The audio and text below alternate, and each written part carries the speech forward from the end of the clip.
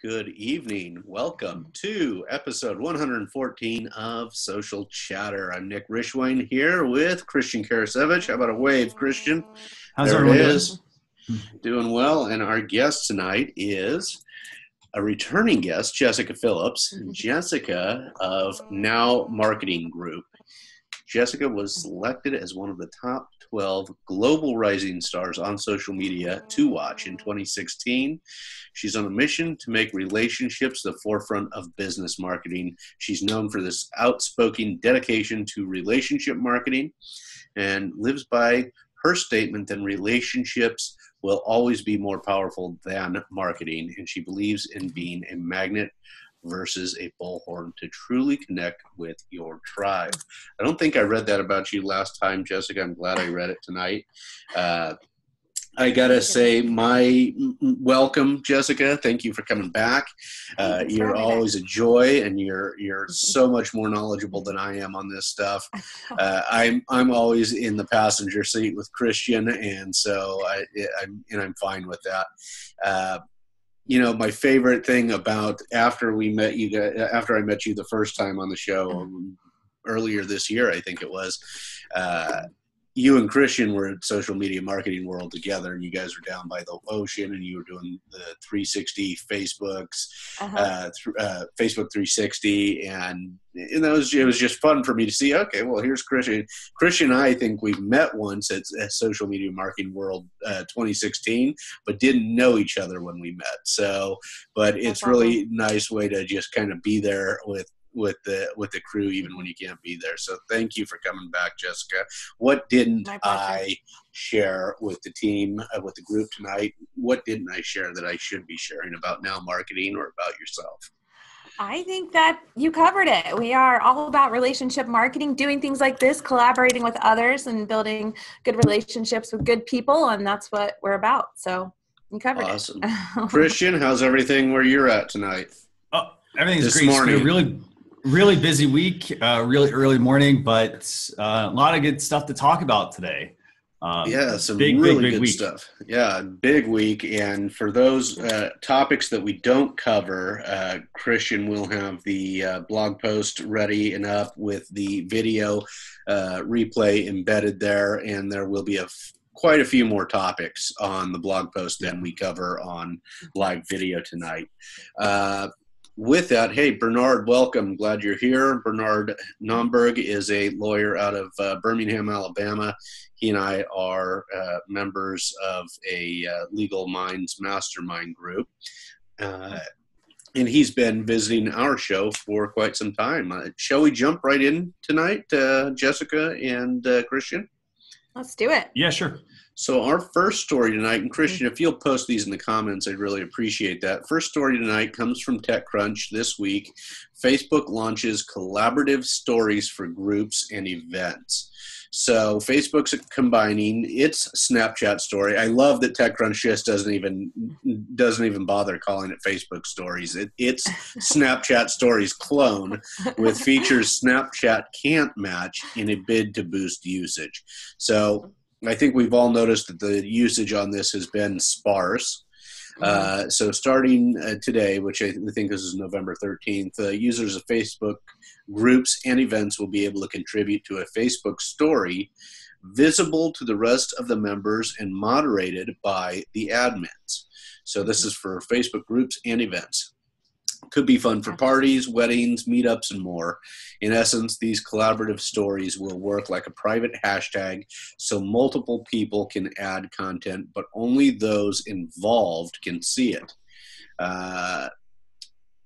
So Snapchat has its own private groups feature, but this is more akin to a group chat thread you can send stories to.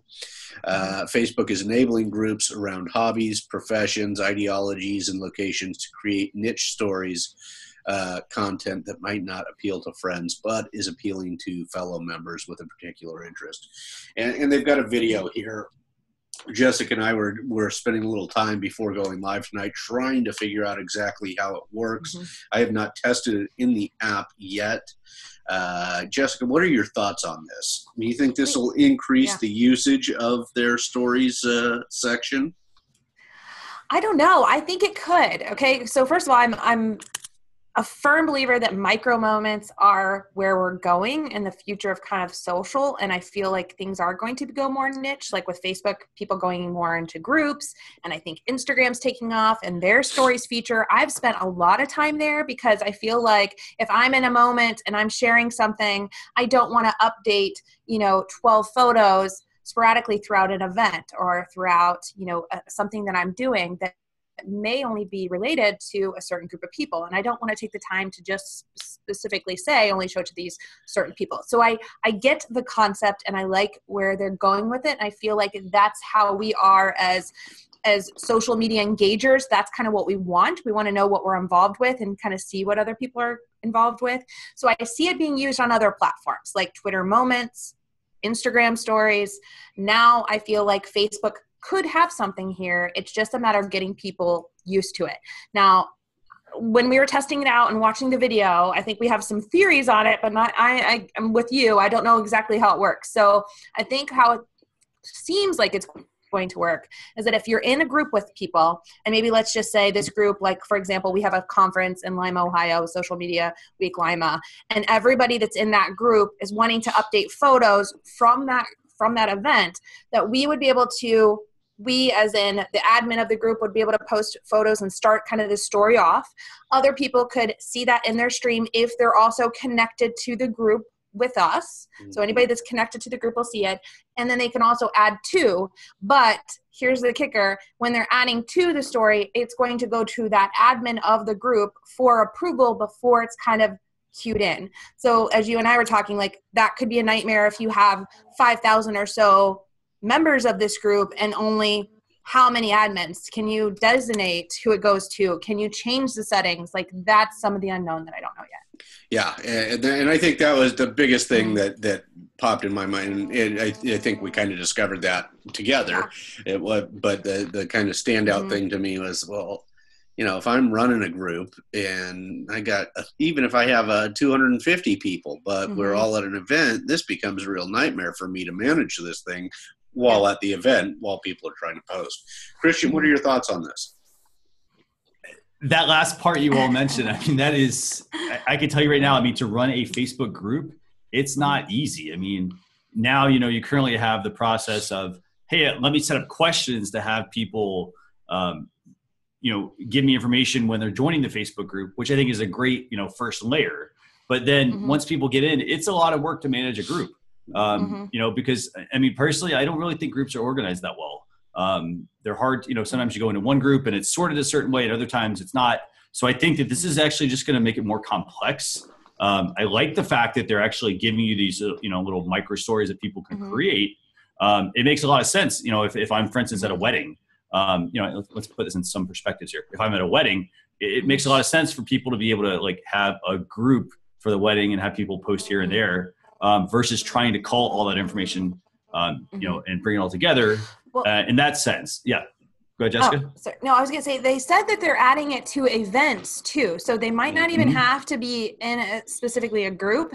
And then it was casually mentioned that it was like a hashtag for like everybody kind of posting to a hashtag basically, which I don't know how that's going to work. Like if it's going to go outside of that. So if like it's a community thing, like if everybody's like Lima, Ohio, for example, for us, and if we can all share it but I'm with you. Like, who's going to organize it? And that's going to be the kicker.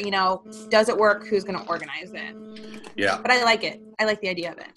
I like the idea of it for a couple of reasons. There are some things that I'm reluctant about, as I was reluctant when Facebook started cloning stories across Instagram and across Messenger and Facebook. The biggest issue being that most people are not very good at telling stories.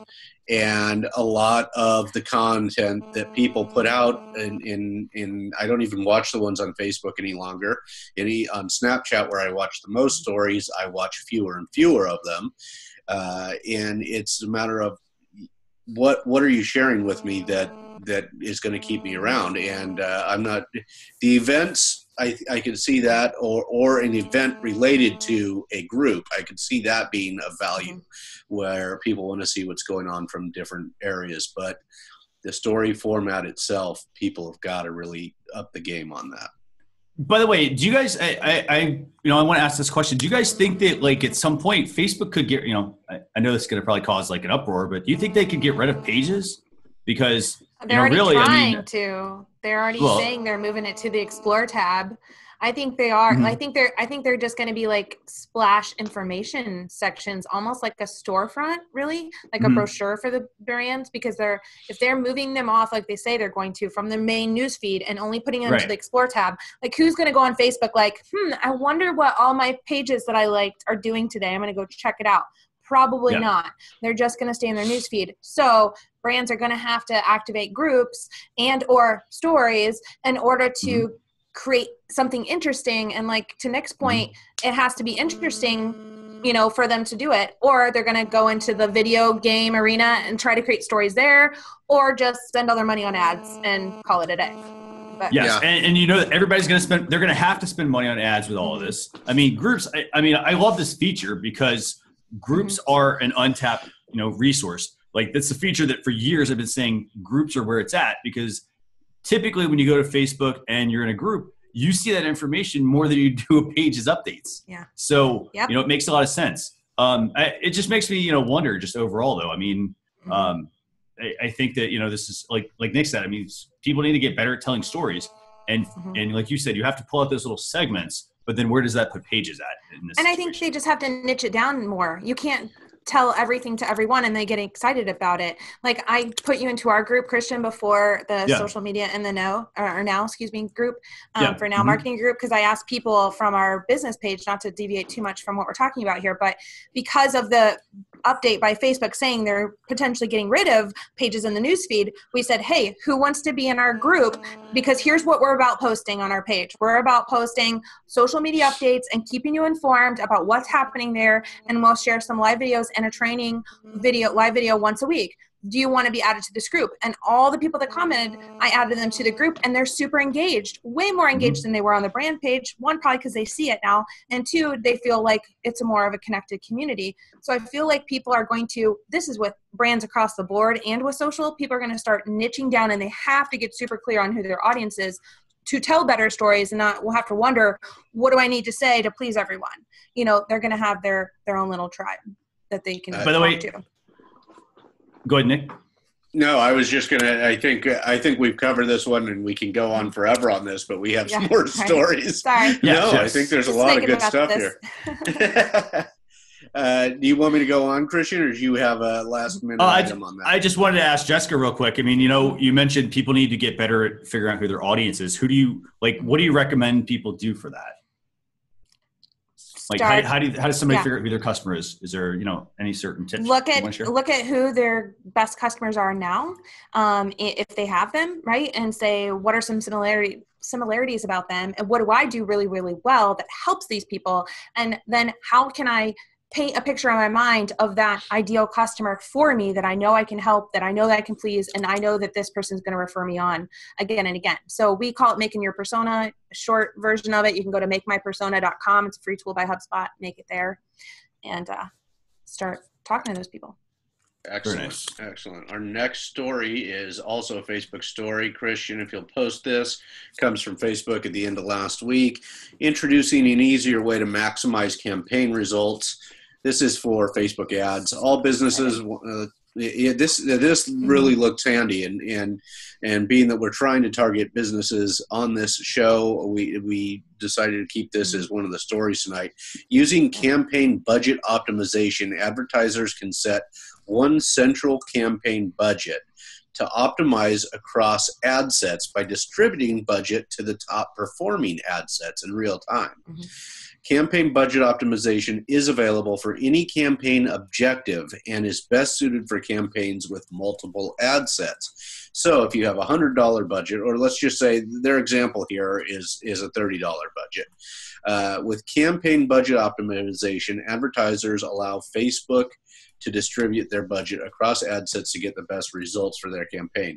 So if you had an ad set 1, 2, and 3, and you've allocated $10 a piece, it looks like what you do with the optimization is you you allocate $30 for ad set 1, 2, and 3, and then Facebook allocates it. So if ad set 1 isn't performing as well as ad set 2 gets more of the money, and so forth for ad set 3.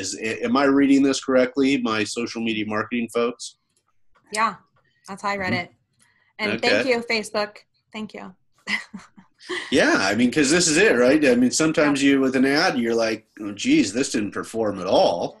Oh my God, And it another takes ad, so much it time. performed great, you know? Yeah. And I get the notification emails every morning in my inbox, and like my first hour of the day is looking through this and saying, okay, here's the ones that are performed. What I need to go and manually change in there for all these different accounts. Like if you're managing one, okay, it's still a pain. But if you get to multiple accounts and multiple team members that are managing this, it takes a lot of time to do that, and you have to be diligent with doing it. And I'm wondering if some brands maybe don't even have that. They're just setting it and forgetting it and hoping, looking at the end of the campaign. So this is a definite win for agencies, time saver. Thank you, Facebook.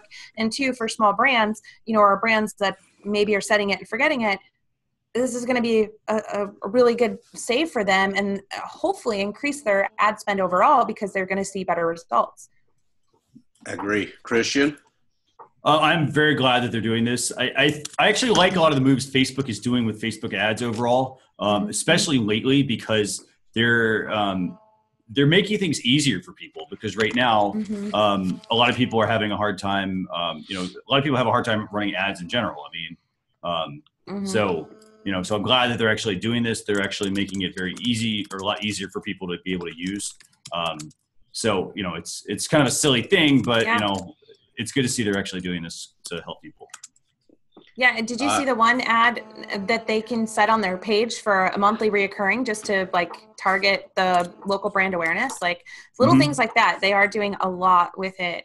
So if you haven't checked out ads in a while, check it out. There's so many new features there. In running a small company, in my mind, this is like, hey, the more bang I get for my ad dollar, the better. And this seems like it's a much more valuable use of my ad spend. And I think that's who they're targeting with using the $30 example, Yeah. Company. Absolutely. And so speaking of, is there anything, I think this was a pretty simple one. Is there anything more in depth you guys think we need to cover on that? The next item is, go ahead, Christian.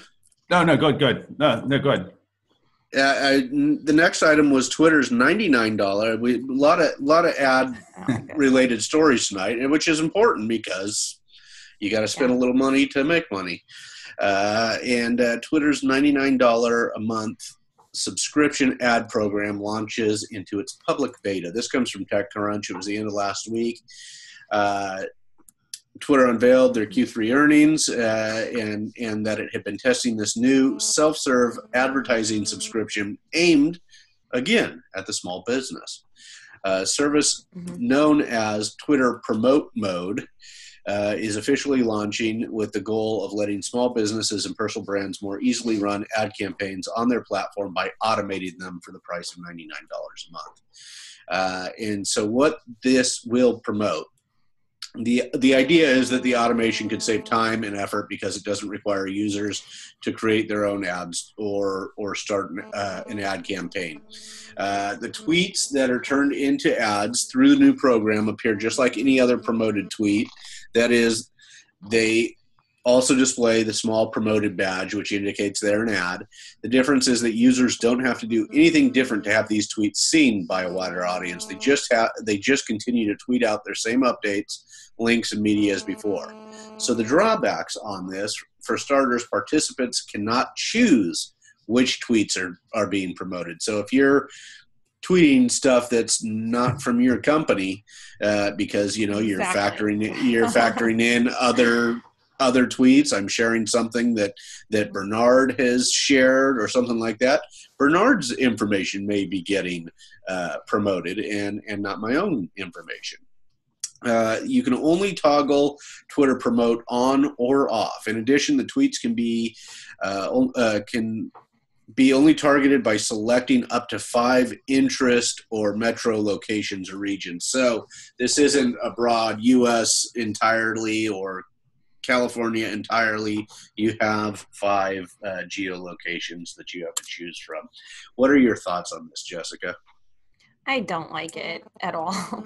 So maybe if they tweaked it to where, like, if you were making a tweet and you could click an extra button to say, if you'd like, include this in one of the options to, put in my ad spend and potentially promote. But I feel like this is almost like paying for likes on Facebook. Like, you're just paying for attention. That's it. And it's not giving you any strategy. You can barely target and niche it down. They're just saying, hey, they're not making any promises on what you're going to get, like you read, but they are saying you're going to reach, on average this many people potentially.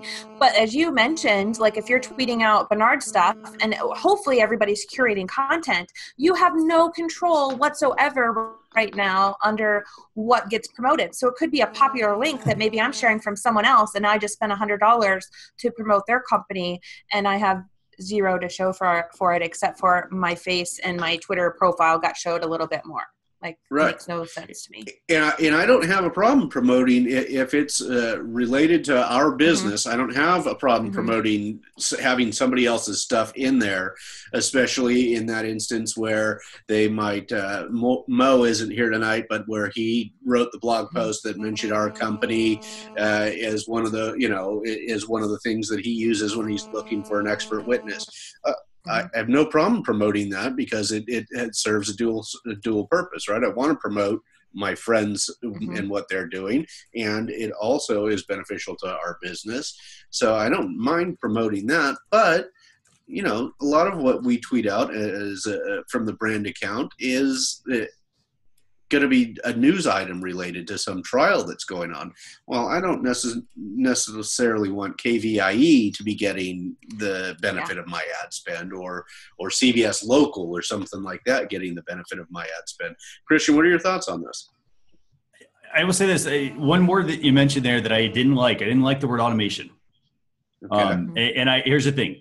I like automation when it's used properly. Like, for instance, I can create a chatbot that will automate parts of my business to where, for instance, I don't have to go constantly, send people invoices or whatnot, right? Like, or send them shipping confirmations or, that sort of stuff.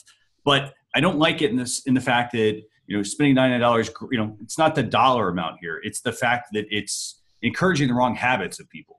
I'm glad that it's there and it's going to get people to use Twitter more. But, for one, the fact that you can't really select, the ads, that's important to me because when I look at what most businesses do, they don't, most businesses don't spend the time, they don't spend the time actually going through the content, and putting it in their queue properly. What they do is they say, hey, I read the headline, seems great. I'm going to share that out.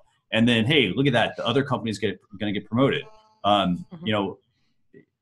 So that's work for news places, but that's it. I'd say like news, maybe like breaking news companies or people that are only tweeting out. They have enough content that they're producing that's their thing. That's who it would work for. That's about it that I can think of. Like small brands, I don't see it working. I see this as at $99 a month for a year for a small company. It's $1,200.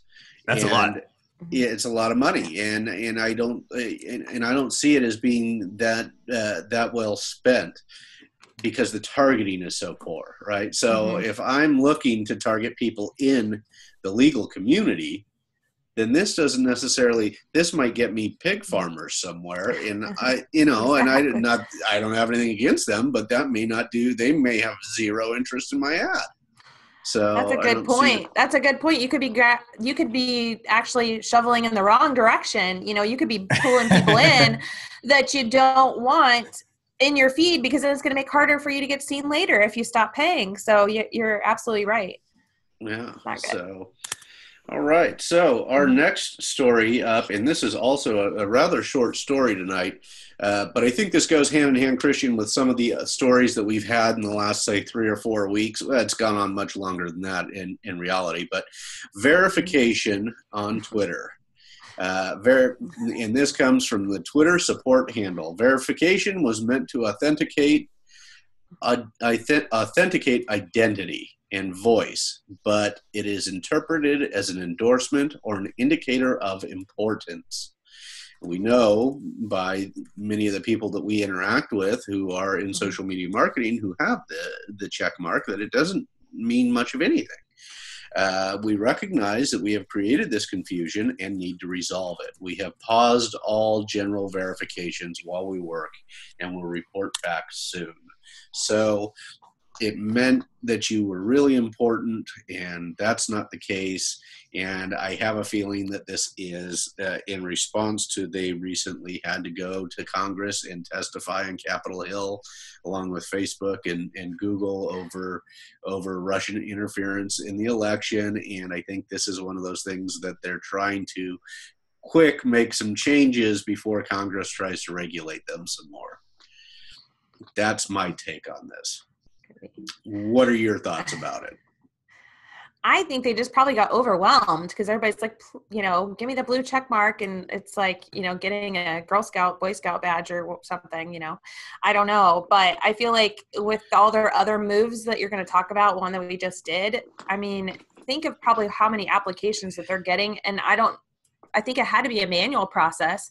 That would be a horrible job, to go through and try to check. I mean, but they said it was a matter of importance, but that it wasn't a matter of importance, but all they ask you to submit is how many articles that you were included in and all this other stuff that exactly was a matter of importance.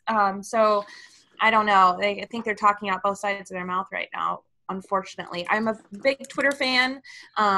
Do I think the blue check mark was a good thing? Yes. For identifying identity. Yes. So you could tell that this was the real, Brian Williams or whatever Twitter page or whomever. So you weren't, faked out by another account, but it did come into a popularity contest and who was verified and who wasn't. Yeah. And I think, and it sounds like what they're claiming, it became an endorsement, and I think that could be problematic. Well, this person is legit, and then they're telling people what they think people should think, and I think that's how I read into it. Well, we're having an issue with who is important and who is endorsing and issues like that, and I think they had. They should just do what Facebook does, and they should just do what Facebook does and just literally verify the account and that be what it is. If it wasn't a popularity thing or whatever, a certain hierarchy thing, then they would do exactly what Facebook does is as soon as you verify your identity, you get the check mark. If that's all we're asking you to do, but it wasn't that. Yeah. So. Christian, what are your thoughts? I think the check, I think the overall verification process is just overrated. I think that it needs to be, kind of as Jessica just mentioned, actually, I think it needs to be a process where people verify their identity and, hey, that gives you a blue check mark versus, oh, hey, you have a blue check mark. It's a badge of honor because, one, there's a lot of people that game the system. I mean, who cares that you have a blue check mark? But hey, in the community, depending on who you're working with, a lot of people see that blue check mark and they all of a sudden assume, wow, that must be somebody important because they got a blue check mark. And it really doesn't mean that. I mean, you don't know how the person obtained that. In most cases, people try lots of little hacks to try to get that blue check mark. So I think overall, it doesn't mean much to me. I looked at it like it did, honestly. If I'm being truthful, I would say, oh, that's cool. They got a verification. Not to say that I that was the only thing, but I did look at them oh, this person must have done something good. Yes. But it that's started what they're out like that. Now saying that they're trying to avoid. Yeah. But here's the thing. It really should go back to exactly what it used to be. If you wanted to get verified, for instance, on Twitter, you had to submit, and I can tell you this because I've worked with quite a few public figures on this. I mean, you had to submit driver's licenses. It didn't matter if you drove or not, but you had to submit an ID. You had to put in all your other information. You had to say, well, hey, you know what? Am I actually somebody who could be impersonated a lot? If the answer is yes, then I got the blue check mark. You had to have a justification behind why you got that versus, who cares how many, articles you've been in or how many things you've written or whatever. Anybody can go to another website nowadays and they can submit, little blurbs to different articles and hey, now they're published on, a bunch of sites. That doesn't mean anything. Anybody can do that game. So I think it needs to be something that, needs to be a little more stringent process. Yeah, I agree. So our last story for the night before Christian gets us into some tools is LinkedIn. And we don't cover LinkedIn as much, although we've covered it more recently because they have been making a lot of moves. And LinkedIn is now letting advertisers generate leads from sponsored in-mail in dynamic ad campaigns.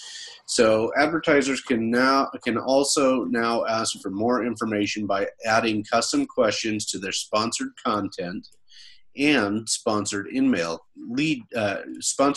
campaigns lead generation forms. LinkedIn's giving businesses new ways to solicit people for their information through ads on the social network. In April, LinkedIn debuted lead gen forms, enabling advertisers to ask for information like their names, email addresses, and company names through sponsored content ads. Now, the company is extending these forms to its sponsored in-mail ad format and allowing brands to add their own questions.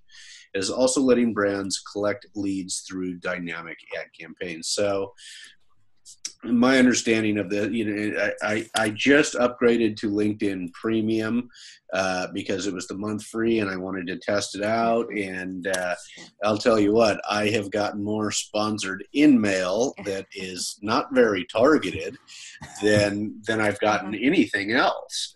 And it seems that a lot of people believe I need a life coach, which may not be all that far off. I don't know. But it seems to be what they're selling to me. What do you have on your profile? Yeah, exactly. What am I just a lost little puppy right now? What do they see?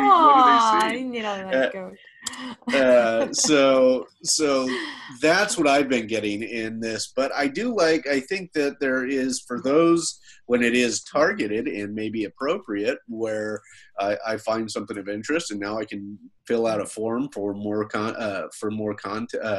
information. I'm not opposed to that, and it's certainly something I may consider using for our company.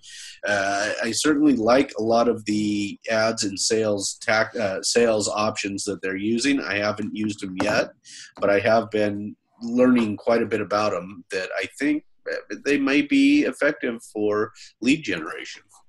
What are your thoughts on this, Jessica? I'm a fan, I think, because I haven't got to try it out yet, but I like the idea of it. I am a firm believer if somebody's on a platform, they don't necessarily want to leave that platform to go somewhere else because they're there, right?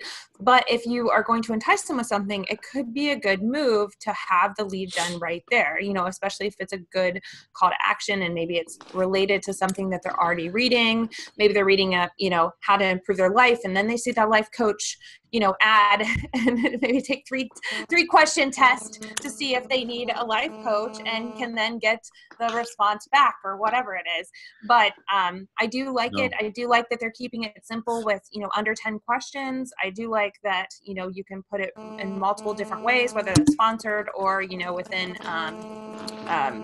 the lead gen. There was a couple different ways that you can advertise it. So I'm a fan.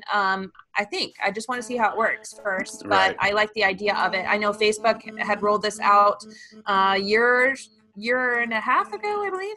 And it's worked good there. So I could see it, working even more so on LinkedIn, where people aren't spending necessarily as much time.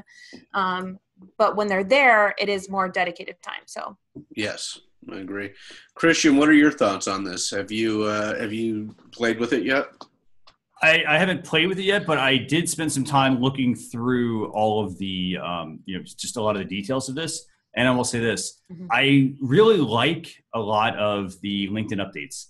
I like them because there's certain things that are in there. They're kind of really small little things. So for example, when you fill out some of the forms, it talks about how it uses your information from your profile. So for example, it pulls in your name, and maybe your company, your business name, great. But then it pulls in the email address you use to sign up for LinkedIn with. And that's a feature that I really like because it does not allow you to change it. A lot of people, they will give you a really, in most cases, they will give you, what they'll do is they'll give you a fake email address. They'll give you, a spam email address, whatever. In this case, it actually helps you get hopefully better information from that person, which I think is fantastic. Yeah. Name at gmail.com. Yeah, exactly. Right. That's right. Or bob@bob.com. Please don't use that, please, people. And I want to thank Mike Albee for showing up. Mike, thanks for being here tonight. We have both Mike and Bernard in the house.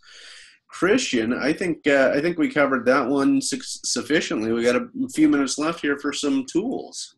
All right. Okay, very cool. Let me get this pulled up real quick. Let's see. 1 second. Where's my browser?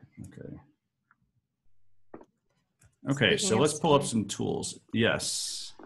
Let's talk about tools. So I'm going to start off with, it's called Pic Stitch. And by the way, Jessica, if you've used these or you have any suggestions on them, let us know. So let's pull up tool number 1 called Pic Stitch. Okay, so Pic Stitch. What this is, it's a pretty simple app. It basically lets you make collages from photos and videos and add music and that sort of stuff. This is, a great app for Instagram, for instance, if you're using Instagram a lot. It helps you create different layouts for your content. I know you can go into Canva and all these other apps and create stuff like this, but again, this is an app that's been around for quite a while, but they do a fantastic job for making it easy for you to create different collages for things. Now, if I'm a business, here's how I might use this. So I would use this as a business. Let's say I'm a retailer. I might take an outfit, okay? And I could show you maybe part of the, the whole outfit, and then I could have individual photos of the specific items in the collage. I think that could be a fantastic way to use this. Or maybe you could show, like, if you're into like food, maybe you show the actual finished dish and you break down what the ingredients are. You get people recognizing it visually. So that's the first step I have for everybody. That could be cool with the surveys on Instagram too. Like if you could put the 3 different items in there and say like, which outfit's your favorite? I wonder if you could put, you can do the survey in Instagram. Like if you could put the actual answers over the photo, that could be really cool. That's actually a really good idea. Yeah. You basically put that in your Instagram stories, use a poll. Yeah. Yeah. Cool. That's a good idea. Yeah. I like that. Yep. That's actually really good. I do not use Instagram wisely enough to use this. I'm certainly not basing my business on Instagram. It's not where our clients are at. So mine is really much more personal, but it's pretty good ideas. Pretty good tool. Christian, what else do we got? So the second tool that we have for this week is called Live Reacting. Now, this is kind of playing off the whole polls thing here. This is basically a tool for Facebook Live video. It's for letting you run polls and and different things during your live video. So let me get that pulled up for everybody here, actually, because this is actually, I think this could be a very useful feature. This does play off of some additional news that just came out that we were going to publish on the blog. But this is basically letting you do more interactive Facebook Live videos. You've got some really fantastic features. They got a lot of templates built into this. So, for example, let's see if I can actually pull some of these up.